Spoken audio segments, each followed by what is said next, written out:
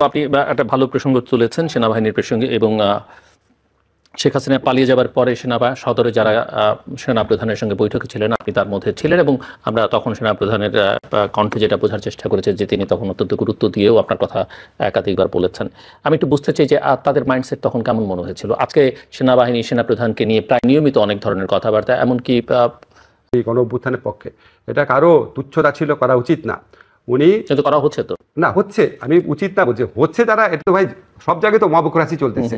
এখন আপনার এটা বুঝতে হবে যে উনি শেখ হাসিনার নিয়োজিত সেনা প্রধান ছিলেন, উনি শেখ হাসিনার আত্মীয় ছিলেন। উনি এরকম একটা সময়, এখন আপনার মানুষের অবদানকে ছোট করার জন্য নানান কথা বলা হয়, আপনার ক্ষেত্রে হয়, আমার ক্ষেত্রে হয়, যে যারে বলতেছে সবাই সবার গালি দিচ্ছে, সবাই সবাইকে দোষ দিচ্ছে।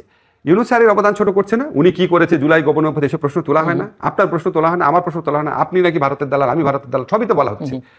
এই যে সামগ্রিক আক্রমণ প্রক্রিয়া, এই আক্রমণটা সম্ভবত উনার ক্ষেত্রে আসতো না, যেহেতু উনি একটুখানি ওপেন আপ করেছে, কিছু কিছু ব্যাপারে কথা বলা শুরু করেছে, নাহলে এই সুযোগটা থাকতো না। আমি ব্যক্তিগতভাবে আপনাকে বলি, এটা আমার ব্যক্তিগত অভিমত, আমি কাছের থেকে দেখে আমার কাছে মনে হয়েছে এই গণ অভ্যুত্থানের প্রতি উনার প্রচণ্ড শ্রদ্ধাবোধ আছে।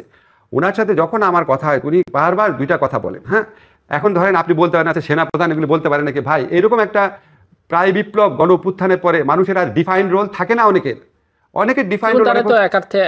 তো আমার কাছে উনাকে যেভাবে পোট্রে করা হয় কিছু কিছু মাধ্যমে, আমার কাছে মনে হয় অবিচার করা হয় এবং উস্কানিমূলক বক্তব্য দেওয়া হয়। এবং আপনি যেটা বলছেন, তবে আপনাকে এটাও বলে রাখি আমি, এবং এটাও বলেন না তখন অ্যাজ এ স্টেক হোল্ডার তিনি যদি বলেন, কারণ তারও এখানে স্টেক আছে, তার সশস্ত্র বাহিনীর স্টেক আছে, এবং উনি যেহেতু লিড করছেন বলতেই পারেন, বলতে পারেন। তবে হয় কি আপনার এখন আমরা তো দুই একদিন, প্রথম দুই এক সপ্তাহ তখন যদি বলতেন, এখনকার রোলটা তো ডিফাইন, তখন বললে তো মনে হতো যে উনি প্রভাব বিস্তার করবার চেষ্টা করছেন। কিন্তু এখন যেহেতু সমাজে নানা মহল থেকে নানা রকমের প্রশ্ন উঠছে, রাজনৈতিক দলগুলো থেকে নানান কথা উঠছে, ইভেন আমি তো পলিটিক্যাল পার্টিগুলোকে এটাকে নিয়ে খুব বেশি আমি আপনাকে বলি, ধরেন পৃথিবীতে কে ভালো কাজ করছে, কে ঠিক করছে, কে বেঠিক করছে, এটা তো আমার কথায় নির্ণীত হবে না।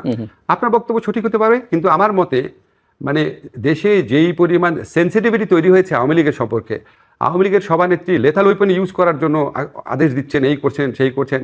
আওয়ামী লীগের সকল পর্যায়ের নেতৃবৃন্দ, সবচেয়ে ভালো নেত্রী যেটা দেখেন সেটার পিছনেও সেও একটা না একটা কুৎসিত নির্বাচনে ইলেক্টেড লোক। এরকম পরিস্থিতিতে এটা নিয়ে মানুষের মধ্যে প্রচণ্ড সেন্সিটিভিটি কাজ করে। ধরেন আপনাকে আমি ফ্র্যাঙ্কলি বলি, আমি ফ্র্যাঙ্কলি বিশ্বাস করি, ভুলে যান আমি উপদেষ্টা, আমি মানুষ হিসেবে বিশ্বাস করি আওয়ামী লীগকে আবার যদি নির্বাচনের সুযোগ দেওয়া হয়, আওয়ামী লীগ দেশকে আবার দোজক বানানোর চেষ্টা করবে। তার কাছে এত টাকা আছে এবং তার মধ্যে কোনো রিমোর্স নাই। সে যেটা করেছে এই জুলাই হত্যাকাণ্ড, এটা কোনো রিমোর্স নাই। তো যার রিমোর্স নাই এবং যার কাছে এত টাকা আছে, যার কমপক্ষে 15-20% মানুষ যাদের অন্ধ সাপোর্টার, তারা দেশকে আবার মানে দোজক বানায় ফেলার মতো ক্ষমতা। কিন্তু সেই সিদ্ধান্ত কে নেবে? না, সেই সিদ্ধান্ত কে নেবে? এটা নেবে পলিটিক্যাল, আমি আপনাকে বলি, সেই সিদ্ধান্ত পলিটিক্যাল পার্টি নেবে, সেই সিদ্ধান্ত বিচারিক প্রক্রিয়া আসতে পারে, সেই সিদ্ধান্ত নির্বাচন কমিশন নিতে পারে। আমি ব্যক্তিগতভাবে মনে করি এই বিষয়টা নিয়ে আর্মি চিফ আপনার যদি কথা না বলেন ভালো হয়, বুঝছেন? ওনার এই বিষয়ে কথা বলে উনি নিজেকে এক্সপোজ করে দিচ্ছেন, কারণ এই আকাঙ্ক্ষার বিপক্ষে বহু মানুষভাবে সমালোচকরা ইনভাইট করেন, তাহলে এটা দেশের জন্য ভালো না। কাজে এইসব ব্যাপারে এটা এই পয়েন্টে বিশেষ করে আমি মনে করি, মানে আমার ব্যক্তিগত অভিমত, আই মে বি রং, মানে এমন হতে পারে, আমরা তো আর জানি না যে উনি হয়তো ওনার মেসেজটা আপনাদেরকে বলতে আমি সরকারকে কনভে করেছে, বাট সরকারের রেসপন্স পাননি, সো ওনার কাছে মনে হয়েছে যে বলা প্রয়োজন। আমি একটু গোড়ায় যাই, যেখান থেকে আমরা আলোচনাটা শুরু করেছিলাম, ওই যে সরকারটা যেভাবে গঠিত হলো, এই সরকারে কার শেয়ার কতখানি? আমিন এই সরকারে এই ছাত্রদের শেয়ার কতখানি, বিএনপির কতখানি, জামায়াতের কতখানি, আর্মির কতখানি, বা ইন্টারন্যাশনাল কমিউনিটির আপনার কতখানি? আমি একটু শেয়ারিংটা বুঝতে চাই। শেয়ারিং তো কিসের শেয়ারিং? না, কার সেটা বাদ দিয়েছে। আবার তাদের লিস্টে যে ছিল না, ধরেন তারা বলেছিল উনি আন্দোলনকালীন সময় তো আমাদের সাথে ছিল না, সেরকম একজন আবার বিএনপির কথায় আসছে, আবার এমন একজন আসছে যার সম্পর্কে আমি জানতামই না আসবে, সে জামাতের কথায় আসছে। সো ছাত্ররা নিজের ইচ্ছা সবকিছু ডিসাইড করে না।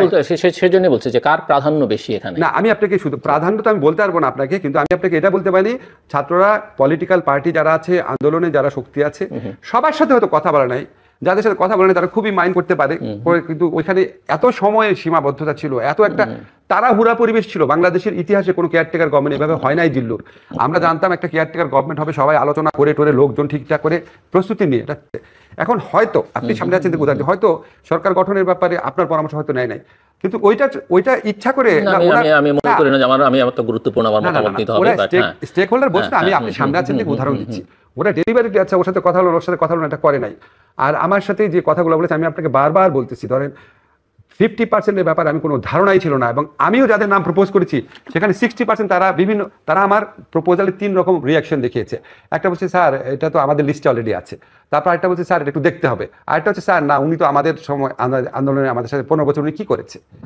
3 ধরনের রিয়াকশন। তো আমার কথা কিভাবে শুনেছে, ঠিক না? এখন ধরেন আমাদের একজন মহিলা উপদেষ্টা, ওনার নাম বলার সাথে সাথে ওরা বলেছে আর ওনার নাম তো আমাদের লিস্টে আছে, ওনার নাম সবার কাছ থেকে আসতেছে। রেজওয়ানার কথা, রেজওয়ানের নাম সব মহল থেকে আসছে, সেটা তো আমার কথা তো হয় নাই, এগুলো অলরেডি তারা ডিসাইড করে রেখেছে। এবং তারা 3টা দিন আমি যতদূর জানি আর কি,